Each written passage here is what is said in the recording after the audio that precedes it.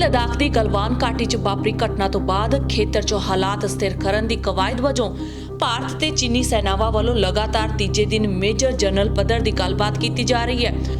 दोवें धिरां विचाले गलबात सकारात्मक माहौल च होई दसी जा रही है। अज यानी कि 19 जून नूं भी दोवां देशां विचाले वार्ता जारी रहेगी। इस तो पहला हुई गलबात दौरान दोवें धिरां किसी नतीजे ते नहीं पहुंच सकियां सन।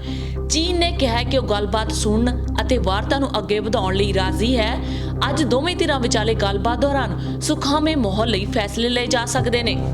दोवें मुल्कां वल्लों कमांडर पद्धर ते गलबात कीती जा रही है। उधर चीनी विदेश मंत्रालय के बुलारे जाओ इजियान ने कहा है कि घटना तो बाद दोवें धिरां वल्लों कूटनीतिक ते फौजी पद्धर ते संपर्क ते सहयोग किया जा सकता है। उन्होंने कहा कि दोवें धिरां घाटी विचाले विवाद नूं संजीदगी ते न्यायपूर्ण ढंग नाल सुलझाउण लई राजी हो गईयां ने।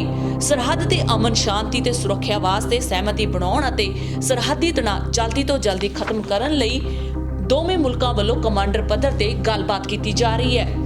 चाइना ने कहा कि मौजूदा समय हालात स्थिर अते काबू हेठ हन।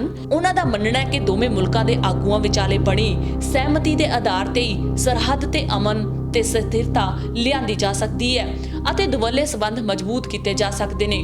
जाओ इजियान ने भारतीय जवानां उत्ते 15 जून नूं लोहे दी रॉड्स ते कंडेदार तारां वाले डंडियां नाल हमला करन संबंधी सवालां नूं टालण दे नाल ही उन्हां खबरां बारे भी सवालां दा जवाब देण तो इनकार कर दिता जो चीन भारत सरहद ते गलवान नदी दा वहा रोकण लई एक बंन बना रहा है। इसे विचकार कांग्रेस आगू राहुल गांधी ने लद्दाख च भारतीय फौजियां नूं शहीद होण लई भेजण ते सवाल खड़े कीते ने।